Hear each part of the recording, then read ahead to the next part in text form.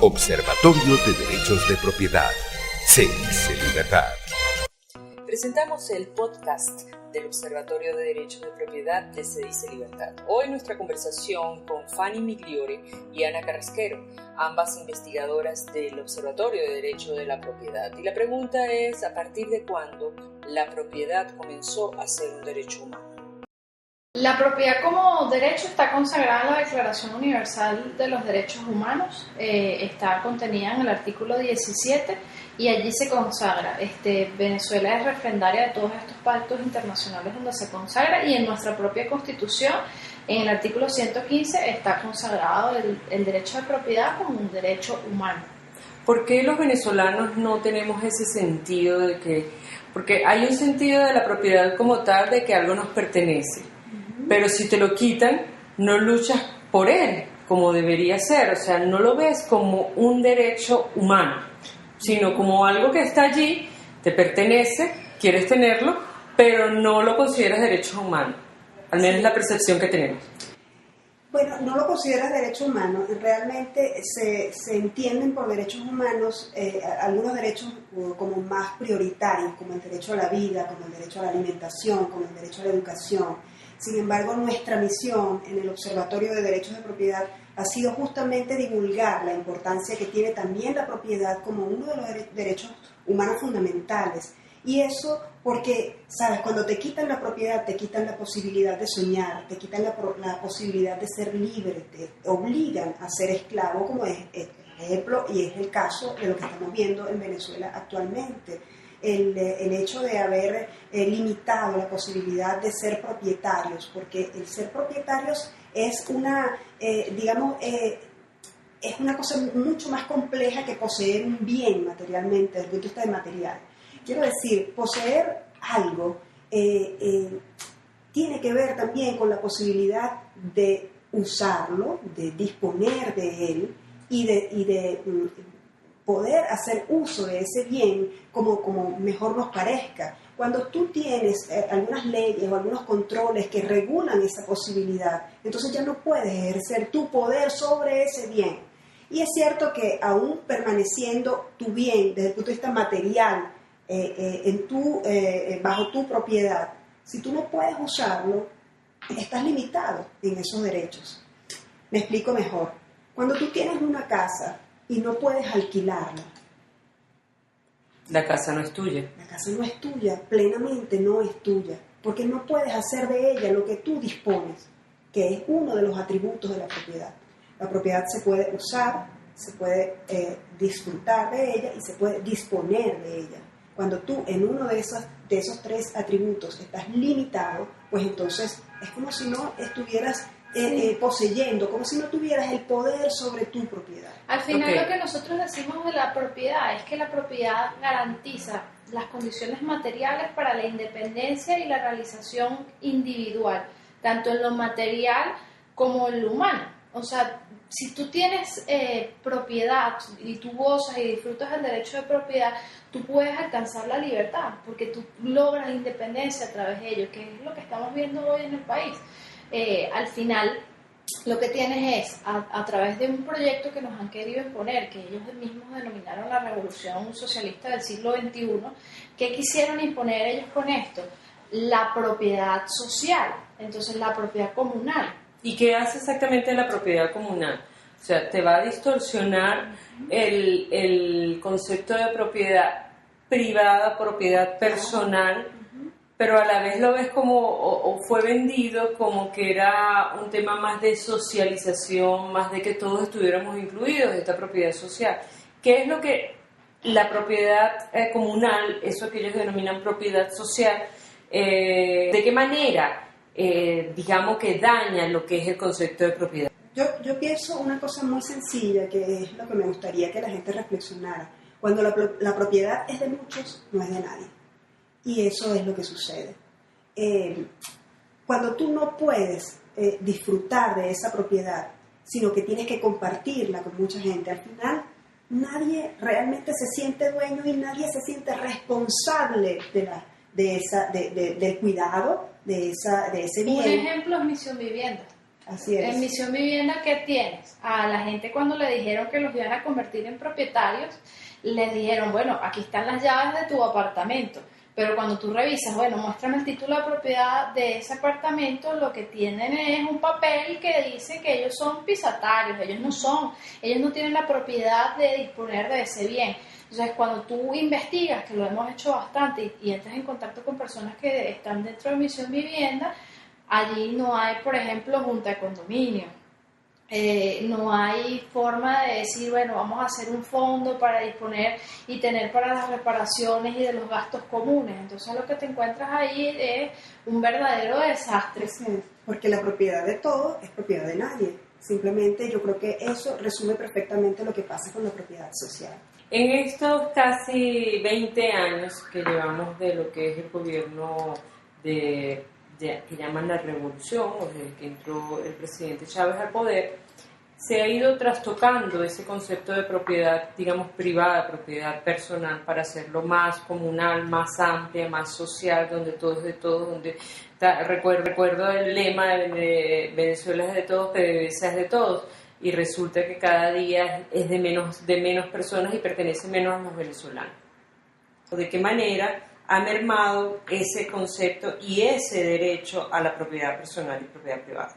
Aquí lo que hubo en un principio fue, o sea, nosotros lo tenemos categorizado y es como que tú dijeras, hay un continuo. Entonces, ese continuo empieza cuando dice Chávez que va a hacer la guerra contra el latifundio. Entonces, después de la guerra contra el latifundio, que el brazo ejecutor de esa política es el INTI, que se expropian una ingente cantidad de hectáreas, y esa es la consecuencia, la estamos viviendo hoy.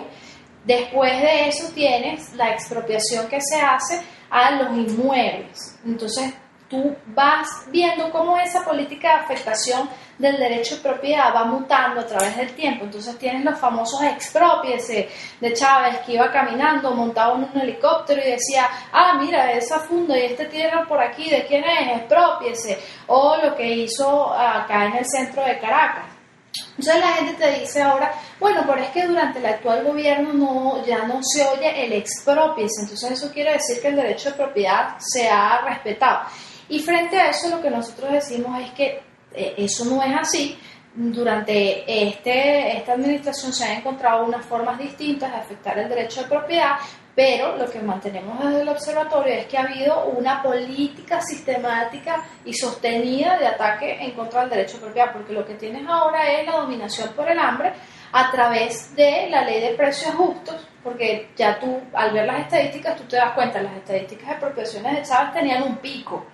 Con Nicolás Maduro las expropiaciones no tienen los mismos números, pero cuando revisas las fiscalizaciones hechas a manos del SUNDE, tienes allí, bueno, el desastre que representan esos números. Lo que queremos decir es que la expropiación no es la única manera de afectar la propiedad, los derechos de propiedad de los venezolanos. Han sido otras formas que a través de leyes, de regulaciones, de controles, de igual manera han afectado la posibilidad de que los ciudadanos ejerzan sus derechos de propiedad. Es decir, hoy en día se pasó de las expropiaciones de 2005 hasta 2013 a las fiscalizaciones, a las ventas controladas, a los ajustes de precio y todas aquellas agresiones que se han hecho al comercio en particular modo.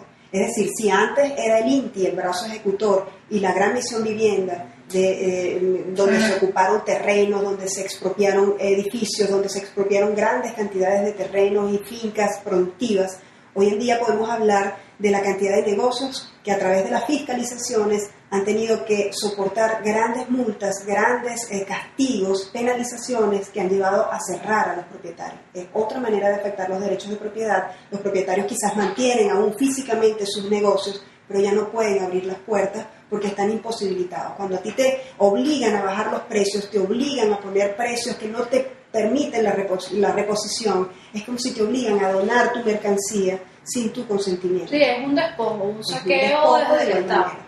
Ok, Ana nos hablaba de lo que fue el tema de la expropiación de tierras, la expropiación de inmuebles, de cómo fueron despojados los dueños de estas propiedades para supuestamente ser distribuidas y ser aprovechadas por lo que es el derecho comunal, el Estado comunal, y todos somos dueños de todo.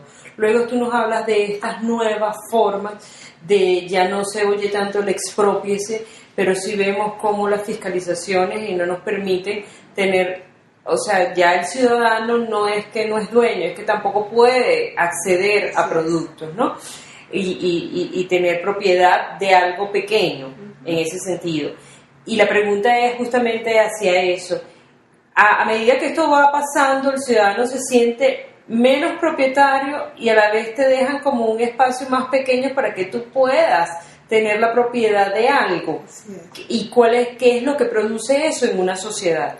Tú sabes que yo a veces, bueno, nosotros lo hemos discutido mucho en CEDICE y en el observatorio. Nosotros estamos claros de que la propiedad no es solamente los bienes materiales, se refiere también a la vida de las personas y se refiere también a la libertad misma de las personas. Cuando tú ya has intervenido todo lo que son los bienes físicos, los bienes de las personas y atacas, digamos, lo que ha sido el esfuerzo, el producto del esfuerzo de los venezolanos, de los ciudadanos, entonces vas por otras cosas y eso es lo que nos preocupa. Tú vas por la vida misma de las personas que ya no pueden ejercer sus sueños, ya no pueden tener ilusiones y de esa manera vemos que hemos sido afectados y hasta la misma libertad. Sí, es una forma de doblegar a la sociedad. Totalmente. O sea, al final lo que estás haciendo es obligar a que la gente agache la cabeza y asienta todo lo que el gobierno quiera, porque, bueno, muy malamente has conculcado la libertad de la gente, porque en la medida en que la gente depende de una dádiva, en la medida en que la gente tiene lo estamos viendo ahora con las cajas clave, o sea, es el desmembramiento, la destrucción sistemática del aparato productivo del país. Al final lo que ha generado es que hoy la gente, o sea, esto es una cosa inédita. Antes aquí en este país tú querías algún producto de supermercado, ibas al supermercado, al abasto y lo adquirías. Ahora hay un gran porcentaje de venezolanos que dependen enteramente de la caja de CLAC. Entonces, eso está vinculado directamente con el tema del ataque al derecho de propiedad. Desmantelaste el aparato productivo. Además, conculcaste el poder de las personas de adquirir los bienes, de disponer del dinero. Hoy por hoy ni siquiera tenemos la capacidad de disponer del efectivo. La cantidad de viejitos pensionados que hacen unas colas espantosas para cobrar lo que por derecho merecen y no pueden tener, eso también es una forma de conculcar el derecho de propiedad. Entonces, al final, yo creo que, bueno, muy tristemente diríamos que esta afectación del derecho de propiedad sufrida por los venezolanos, al final lo que ha ido es enfilada directamente a conculcar nuestra libertad.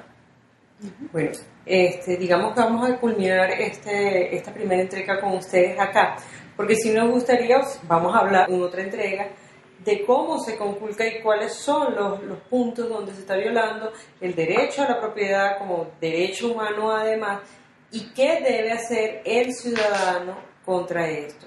Muchísimas gracias a Fanny Migliore y Ana Carrasquero, investigadoras del Observatorio de Derecho de la Propiedad de CEDICE Libertad, por la entrevista. CEDICE